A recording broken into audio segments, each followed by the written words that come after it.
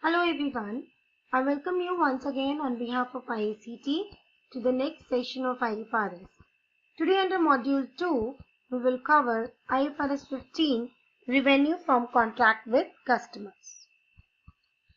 So let's see what we have as per agenda. This is Part B, Elements of Financial Statement. We will cover today revenue, wherein we will start with the introduction of revenue, IFRS 15 objective, scope, certain important definitions that will be followed by recognition and measurement, recognition of contract cost, how we present the revenue in statement of financial position or statement of comprehensive income, what are the disclosure requirements, and we also try to touch base on certain specific transactions. So let's roll the ball. Introduction, revenue. So revenue is often the largest amount which is appearing in the financial statement of an entity. So it is very important that it is correctly stated. I would like to share the fact with you that revenue manipulation has led to financial statement frauds and requirement for restatement of previously published financial information many a times. And that's all around the world. Few barefaced examples of revenue recognition frauds are of Satyam Computer Services, Enron, WorldCom, Tesco. So this IFRS actually replaces IAS 18, which was earlier revenue, and IAS 11, which is construction contract, and also replaces related interpretation with an objective to bring a comprehensive and robust framework for accounting for revenue. I really would like to share guys with you that IFRS 15 is the result of joint effort of International Accounting Standard Board IASB and Financial Accounting Standard Board FASB, which is American standard setting body. The intention and the target was of these two boards were to have a standard which give a comprehensive and very robust framework for the revenue recognition. Because IAS 18 was too general. It was very limited. It was not contained too much detail.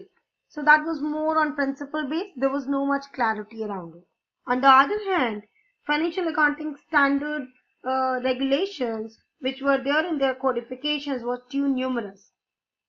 So the target to bring this IFRS 15 revenue in picture, to introduce something so that it will become easy for the entities to have at least a strong framework for the recognition of revenue. Moving to the objective of revenue recognition or IFRS 15. So the IFRS 15 objective is to establish the principle that an entity shall apply to report useful information to user of financial statement about the nature, amount, timing, and uncertainty of the revenue and cash flow arising from a contract with customer. So guys, if you see, the important point over here as an objective is to establish a principle, and shortly we will see what is the core principle. But other than that, establishing that principle, they want that we able to provide the useful information to financial to all the user of financial statement related to what is the nature of revenue, what is the amount of revenue, the timing. Timing is very important with respect to the revenue, because whenever we do a sale, it leads to, it may be if it is a cash sale, then it's a different aspect, but then generally we do credit sales, and that credit sales leads to debtors or account receivable, which leads to a difference in timing when the sale made and the actual payment received. And there is also uncertainty of the revenue.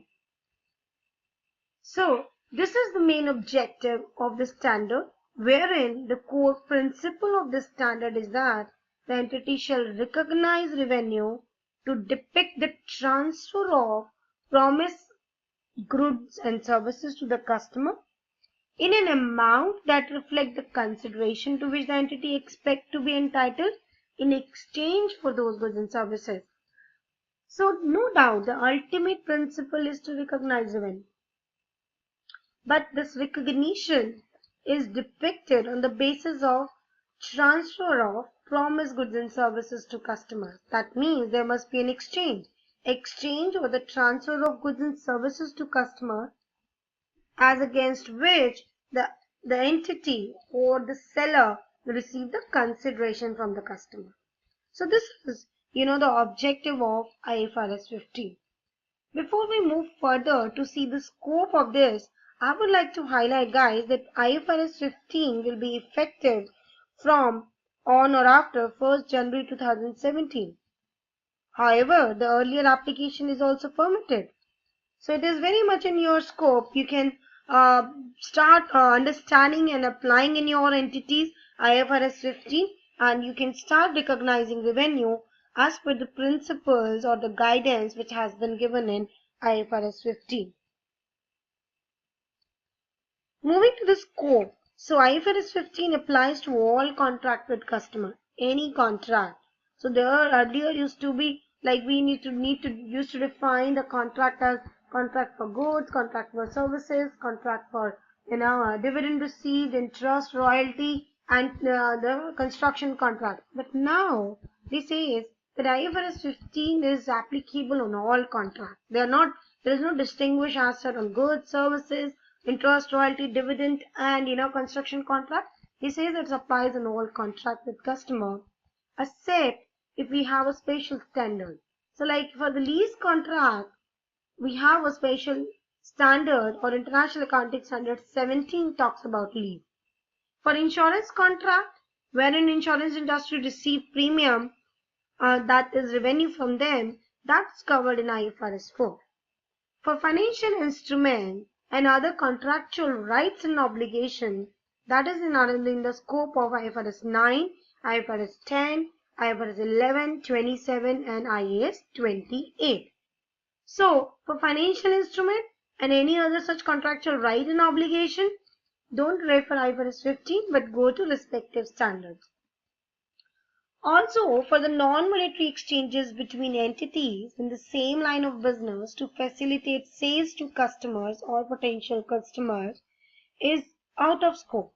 So, I would like to share an example of this with you. So, it is wherein if something like that, an entity which is in or an oil industry has a contract with some customer and they don't have the sufficient the oil storage with them, and they ask the similar industry or the competitive industry, the oil industry, and arrange that material, or you can say the oil, for the customer, then this is a non-monetary exchange between the entities because they are in the same line, they are in the same oil industry, and this is a non-monetary exchange, and the purpose is to give the sale to the customer or the potential customer. So here this says that this is not also covered in IFRS 15. Now moving to certain technical definitions of contract and customer. So as the standard name is, the contract with customers. So let's see what is a contract. So whenever the contract comes, a contract generated it is an agreement. And for an agreement, we always know it is between two parties or more than two parties. And that should be enforceable right and obligation. But this right is, you cannot say is the legal right always, because this contract can be written, verbal, implied, and based on the entity customary business practices. So as we generally go to any shopkeeper and we buy something, so this is a sale, or he need to book his revenue. So is it like that, though it's a contract, but it's a verbal contract that I gonna purchase the goods and services from him, or maybe I buy the goods and he will receive consideration against the same. So this is also an agreement. This is very much a contract, but it's a verbal contract. So no need to have everything in the right. But in real estate industries, if you see, the contract is always a written contract. So if for example an entity got a construction contract, then that everything is written, and then that is also legally enforceable. So this contract is basically An agreement between two or more parties creates enforceable right and obligation, and not mandatorily to be in writing. It can be in verbal, it can be implied based on entity customary business practices. Customer. So for a customer, from entity perspective, is a party that has contracted with an entity to obtain goods and services that are on an output of the entity ordinary activity in exchange of consideration. So the three important points in this definition of a customer. One, customer gonna obtain goods and services. And these goods and services, in other sense, is the output for the entity. When the output, whatever they sell or they provide services as an ordinary activity or ordinary business, so that is the output of the entity which customer gonna obtain. And obviously that is for a consideration, because consideration is the value behind it. So these are the definition of customer and contract. Moving to the next definition. There is something, as a contract asset and contract liability, which were not earlier very known or usage terms in the case of revenue recognition.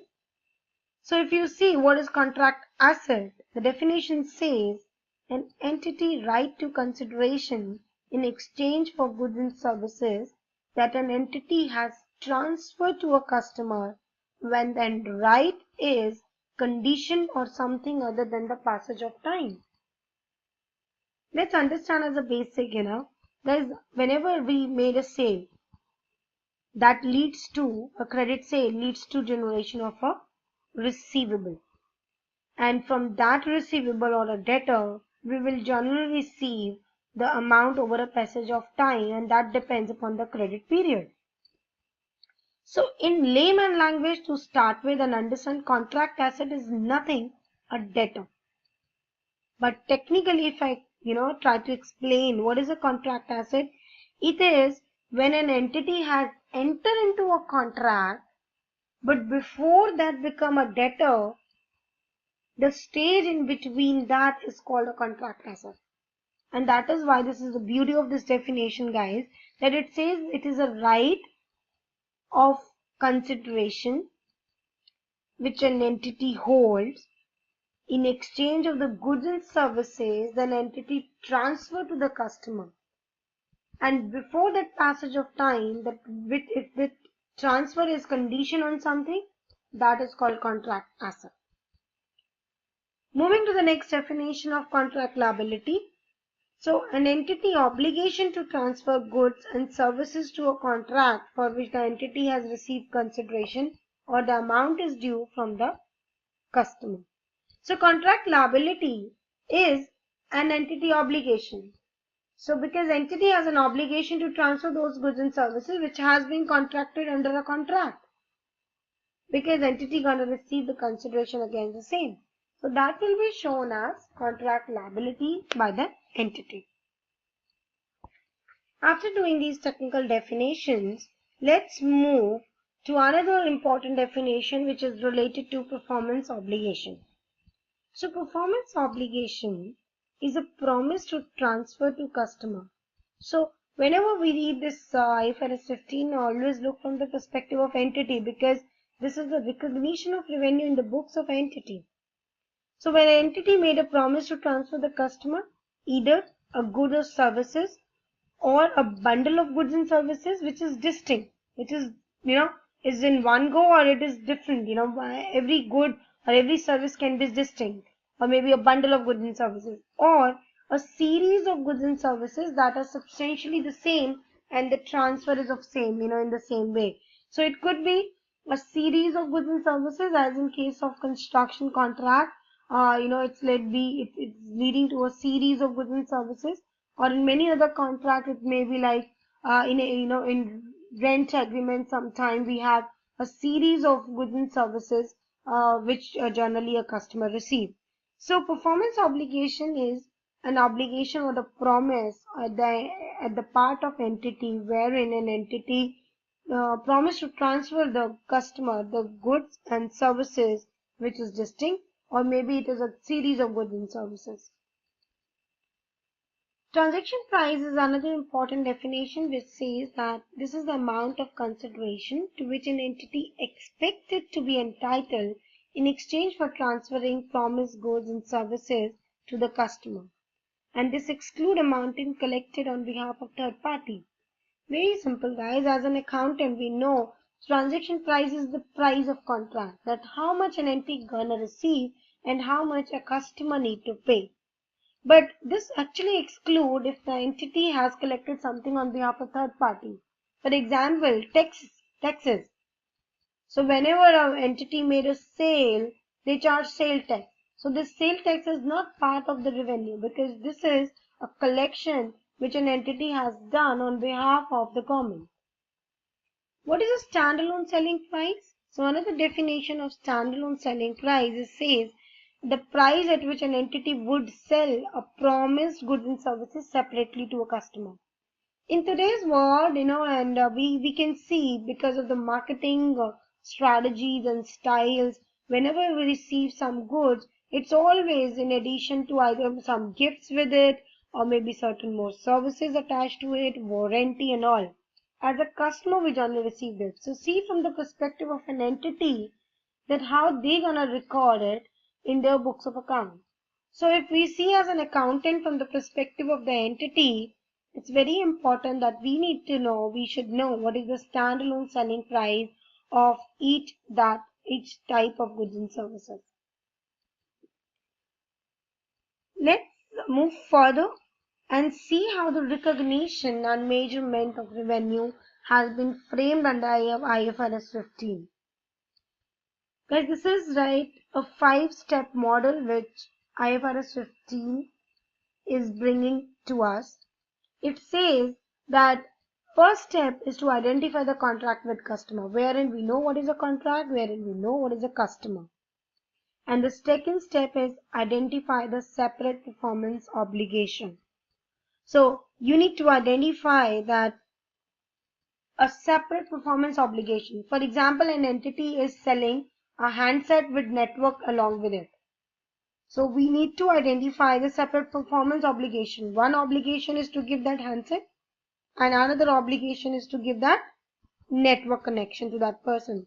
Though that person may go for any other network connection also, but it is like when we are selling and if a customer is accepting that offer of taking a handset with a network with it, so as an entity we need to identify the separate performance obligation.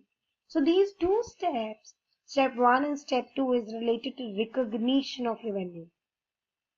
And when we move to third and fourth step, we will see that is more around measurement of revenue, because measurement which talks about amount, recognition which talks about item to be recognized before we actually find it to be recorded in our financial statement.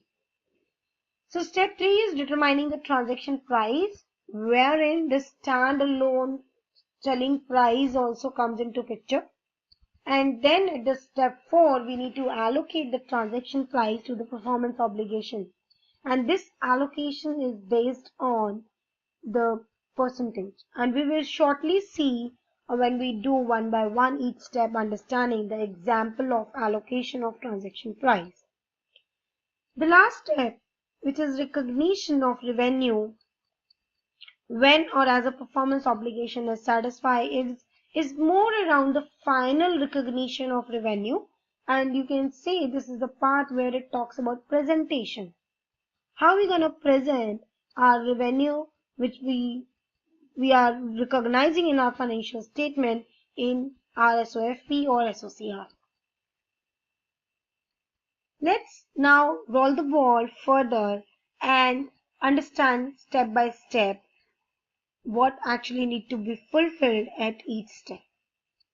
So step 1, which is identification of the contract with the customer, is a contract with the customer to be in scope of IFRS 15. It's very necessary that all these 5 conditions should be fulfilled, wherein it says the parties to the contract has approved the contract, and committed to perform their respective obligation, because there should be the approval from both the parties. That's why we call it as there should be an agreement.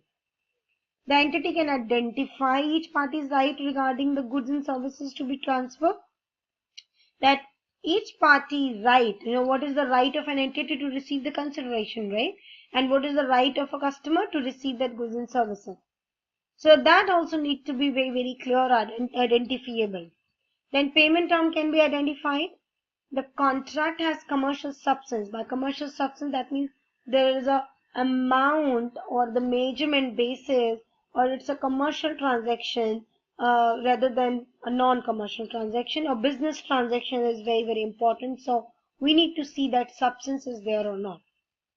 And at last, to be a contract, it is very important that it is probable that entity will collect that consideration which is due under the contract. Because if there is no consideration with respect to any goods and services, there is no contract. Then it will be a charity or a donation to someone, wherein there is no question of revenue. So this step 1 is basically around identifying the contract with the customer, wherein all the 5 conditions should be fulfilled, and then we can say yes, that there is a contract with customer. Moving to the step 2, which is like now we need to identify that in the contract which has been created with the customer in the step 1 should have some performance obligation at the end of both the parties.